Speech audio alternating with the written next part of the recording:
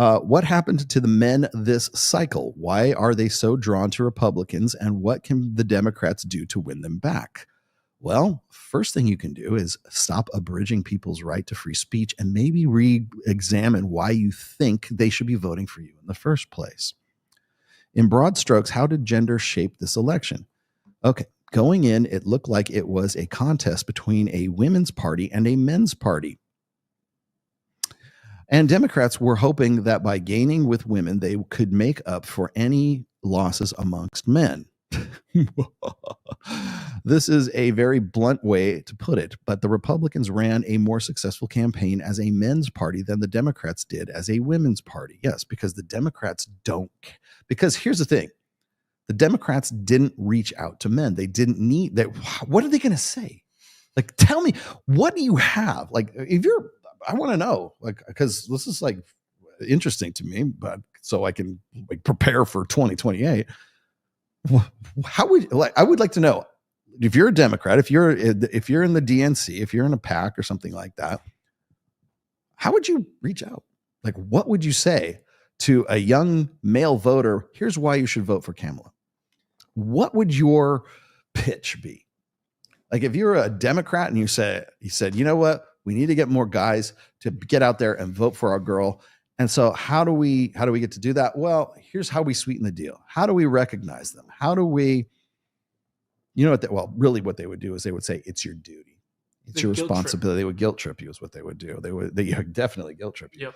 But it would be moral high ground. Moral high ground. Yeah. It's your masculine duty. And they would have to appeal to conventional masculinity to make guys feel, well, guilty about it, but to make them feel as if casting a vote for Kamala makes them more of a man. They would have to find some way or some messaging. That's why, like, when I think we even used we showed that video of, Men for Kamala, and they were dead ass serious. It was the most cringiest comedy fucking shit I've ever seen. And these guys were like, man, I'll wrench the shit out of a carburetor and then I'll go vote for Kamala. This is the best you could do. This is how you're like, that's how they would reach out. They would have to say, well, you know, these guys, these young men who are voting, they're just fakers. If they were real men, they would be voting for Kamala. A real man votes for Kamala, right? They would have to find some way, but I would like to know how they would do that. And you know what? They couldn't answer that. You know how I know? Because rather than answer that, they went the other way. How can we repress the young male vote? That was the tactic. They never had any intention of reaching out to young male voters because they know they were a lost cause. So what do? They fucking repress my right to talk to young men, to organize, to have any kind of guys come have any kind of like solidarity, have any kind of organization, even come to a fucking an MOA immersion, right? Having 20 guys in the same fucking room, that's dangerous to the DNC. And you do that enough, now we've got whatever podcast, we've got fucking Pearl Davis out there, you've got fucking Myron and Fresh, you've got my show, you've got Andrew Tate, you've got all these voices in the manosphere right now.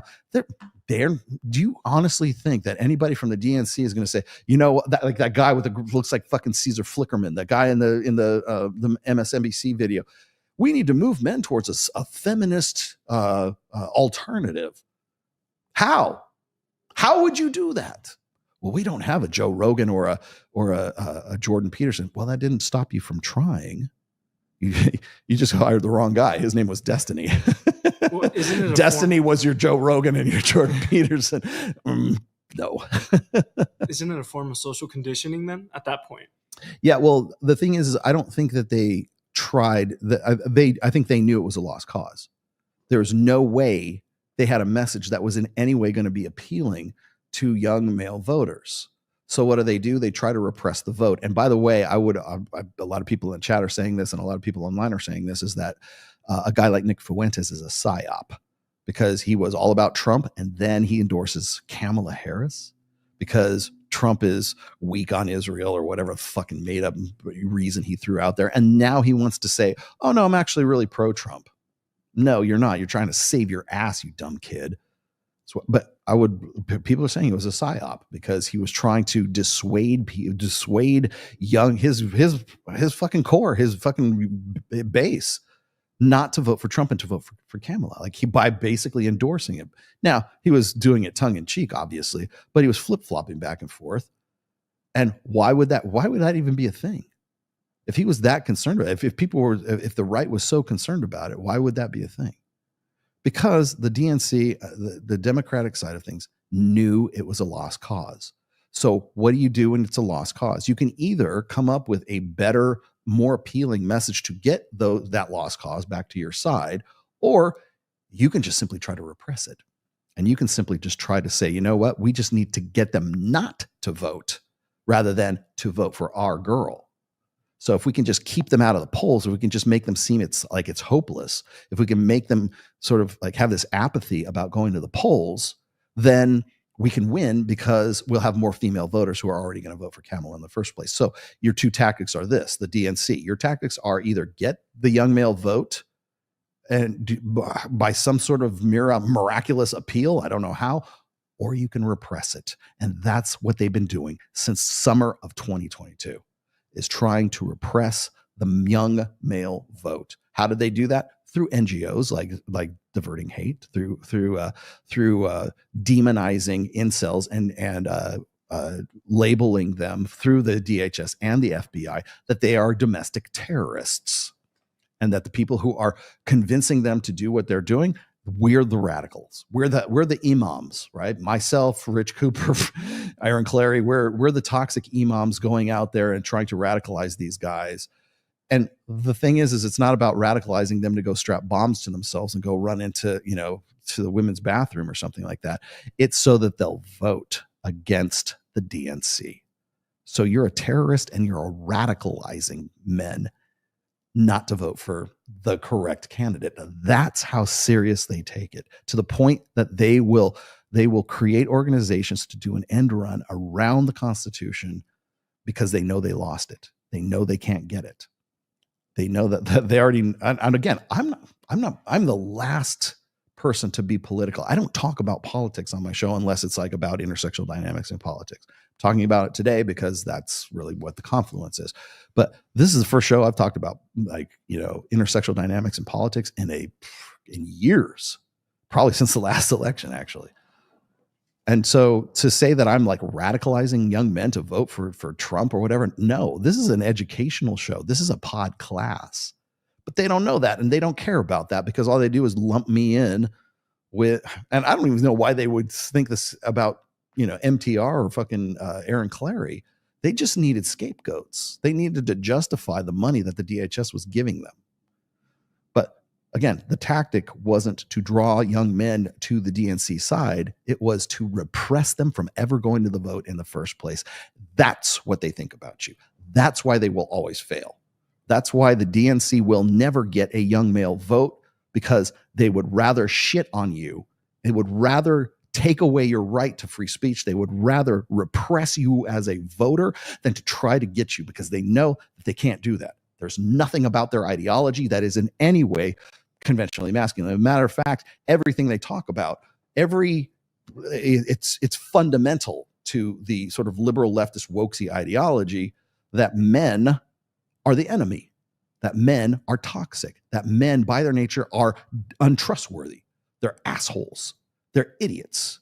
They're incompetent. They're Homer Simpson, or they're a borderline abuser.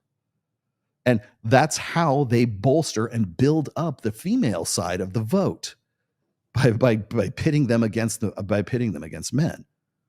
So they already know that they got the female vote, and they get the female vote because they shit on the men who they now need to bolster their fucking ranks, and they're not getting it. You know what's crazy? Cartels were labeled the 2023 to 2024 as foreign terrorists before before incels. Yes. Incels are terrorists. Congratulations. Thank you for your contribution to the Democratic National Committee, Will Costello. Thank you for your support. You may go now. Your work is done here. And I'm sure Will say, "Oh, that's not what I intended to do, blah, blah, blah. We didn't take money, blah, blah." the effect's the same. The ends and the means. This is the same thing. In broad strokes, how did gender shape this election? Oh, did we get to that? Republicans ran a more successful campaign as men's party than the Democrats did as a women's party. Well, yeah. Which is funny because the presumption in that is that women will outclass men no matter what. But the gender gap wasn't as big as expected. What happened there? It's actually not because there wasn't the expected move among men, especially young men, Latino men, and black men towards Republicans. That move seems to have happened, but there wasn't the expected move among women towards the Democrats. If anything, the Democrats lost a little bit of ground with women. Their calculation that any losses among men would be compensated for by the gains amongst women turned out to be a big miscalculation. That's exactly what they were doing. They thought if they got enough women on board, it wouldn't matter whether men were voting or not, because they know on a fundamental level that women go out and vote more than men do. There are more female voters. Statistically, that's true.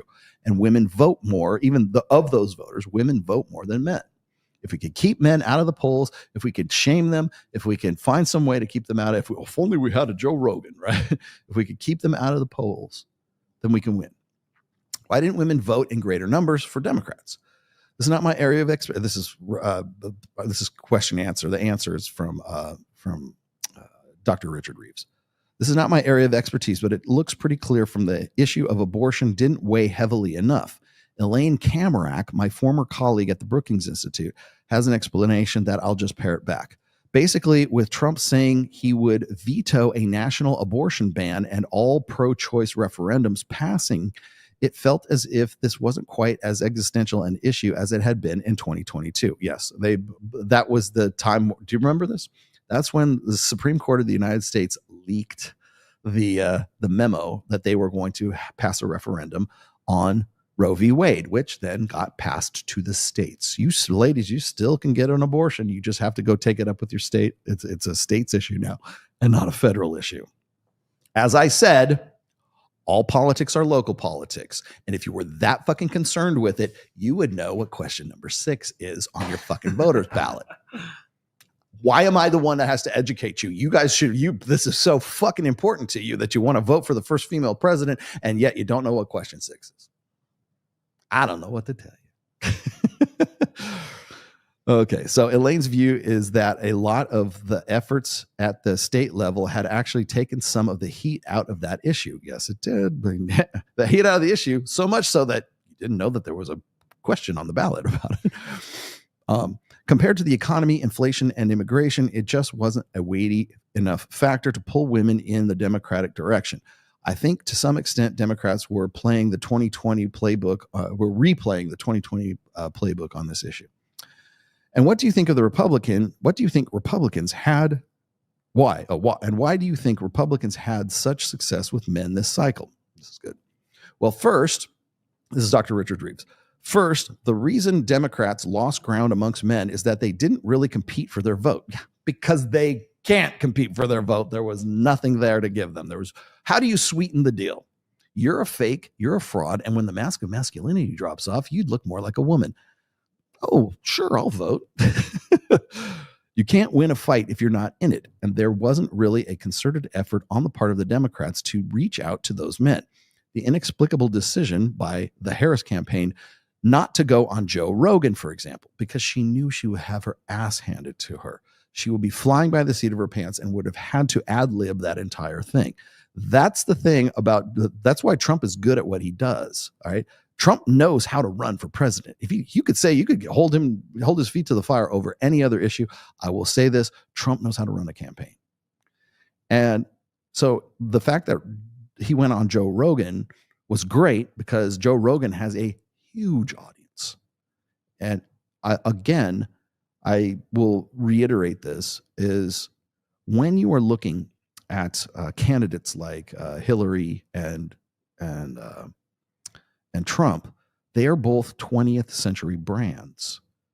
And so we're still we're in a very weird, kind of transitionary state in sort of like Western civilization right now, because we're still clinging to old order 20th century ways of thinking. And when we look at, like, say, how we run our campaigns, we're still running 20th century campaigns in the 21st century. We're still running 20th century candidates in the 21st century. And for Trump to go on Joe Rogan, that's him catching up to the 21st century. Rogan has a viewer base that is bigger than most commercial television networks.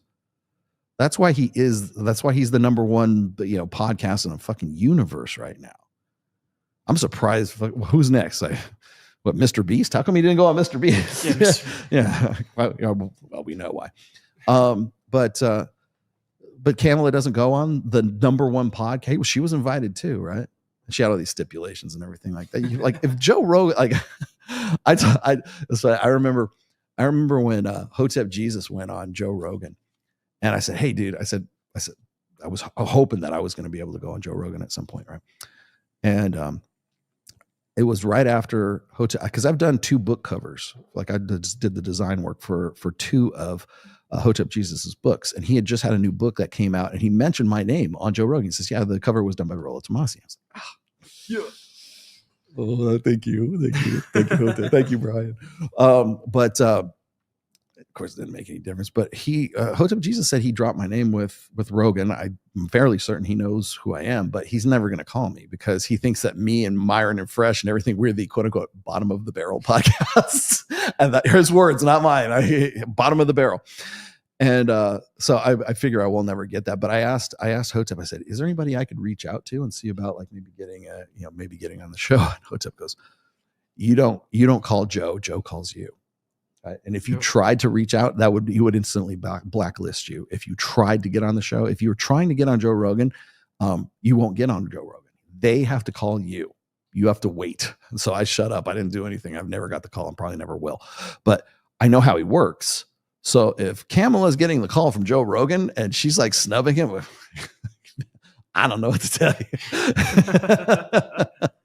Yeah, bad idea. And I think what's ironic about this is that that one dude with the silver hair and talking on NBC about, "Oh, we don't have a Joe Rogan or a Jordan Peterson on our side." Yeah, well, you had Joe Rogan on your side. You just snubbed him. Your girl didn't want to go on the fucking show. So you had your chance, but you didn't take it because she's running a 20th century campaign in the 21st century. All right, let's continue. I think a lot of young men had the sense that the Democrats didn't see them as having problems. They saw them as being problems. Yeah, that's why they chose to take the tack they did. There was also a tone deafness to the Democrats trying to browbeat men into voting for them. Yes, shame. That's all because that's what they resort to. Some of the language was more about, if you care about women, you'll vote for us. Frank Luntz did a focus group of men and found that actually it drove men more securely into the Republican column, as did claims that the only reason men might not be voting the right way was because of sexism, and that really backfired. That's a good one, too. So it's like the only reason you didn't vote for Kamala is because you're a sexist, chauvinist piece of shit. You're a misogynist. A vote for Donald Trump is a vote for misogyny. A vote for Donald Trump means you're a terrorist, radicalized incel. That's what they're conflating, and they're still on that right now. And until the Democrats have something to offer young men, they will always lose that. That's why I keep saying all politics are gender politics, and they will be for the foreseeable future. Meanwhile, the Republicans laid out a welcome mat for men without any policy substance behind it, to be clear. But the Republicans basically said to men, we see you, we like the things you like, vote for us.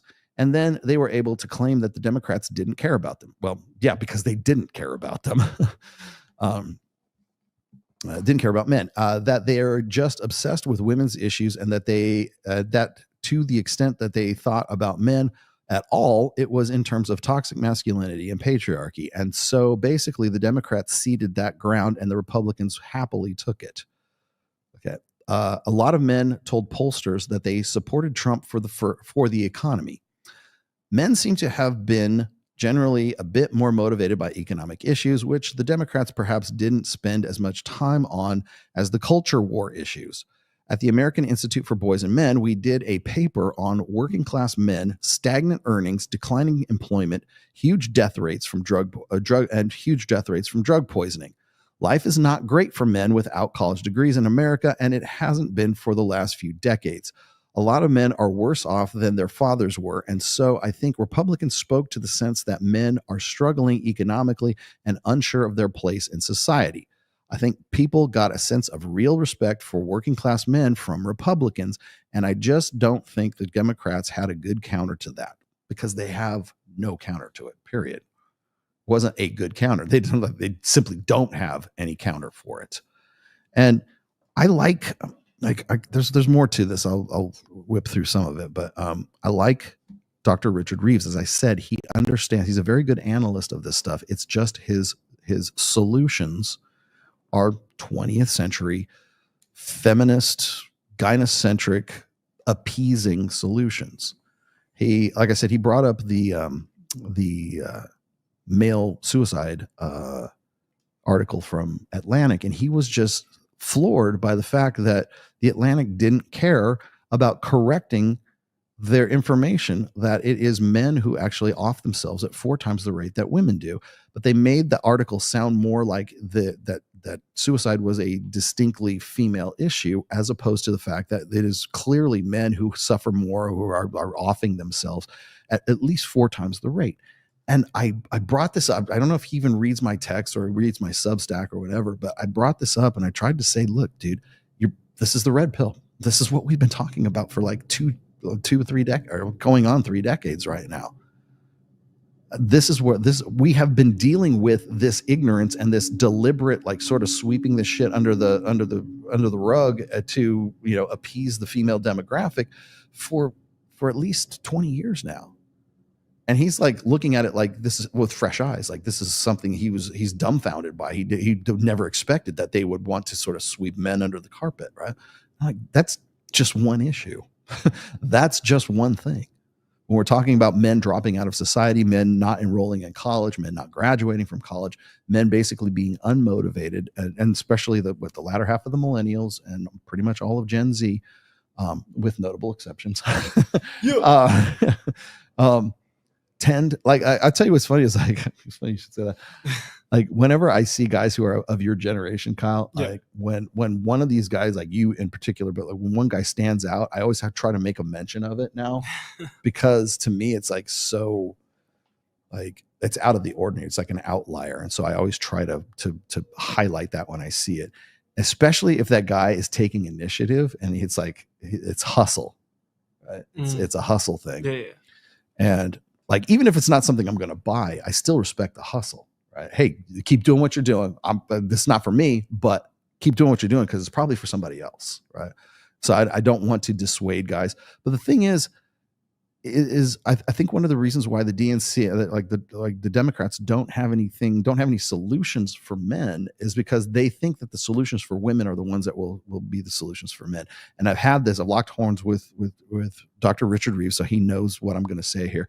But he will tell us, he'll probably say, well, we can address men's issues without having it in some way depreciate women's issues, right? We can empower and we can empower men without having to disempower women. And I'm like, no, you can't do that. For equality, this used to be a feminist mantra, right? For equality to be achieved, you have to disadvantage men. And that's been the way it's been since the mid 70s, since militant feminism of the late 60s and early 70s.